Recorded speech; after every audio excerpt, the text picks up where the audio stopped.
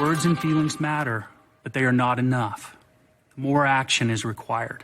Because we want to address systemic racism in society head on and accelerate change.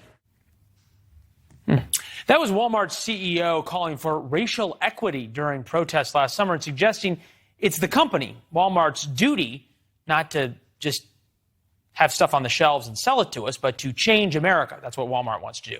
We're now learning that executives and managers at Wal-Mart have been undergoing training based on critical race theory. It started all the way back in 2018, long before the video, in partnership with the Racial Equity Institute. City Journal reports that the program begins with the claim that the United States is a white supremacy system. It encourages whites to accept their guilt and shame and also accept guilt over the belief that success has been earned by merit and hard work rather than through the benefits of systemic racism. Wal-Mart, in case you are wondering, made $559 billion last year in revenue. The company is not denying the training, but saying that it's for corporate officers and salaried managers, not hourly associates. They told News Nation in part, quote, "While the company does not agree with all of the views that were presented, we have found these sessions to be thought-provoking and constructive."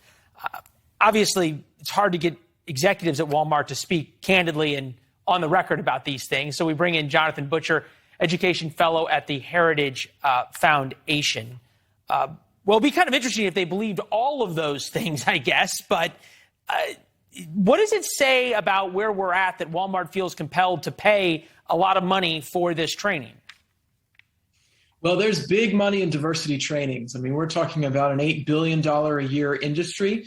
What's important to know, though, is that the research that's been performed on the success or effectiveness of diversity trainings has found that they are ineffective.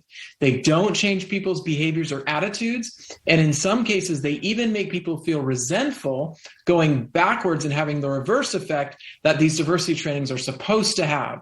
Yeah, when you read some of those quotes, if you're somebody who believes in meritocracy and believes that in sort of the goodness of America, we're not perfect, and the founders acknowledge that in order to form a more perfect union, not a perfect union, it does make you angry.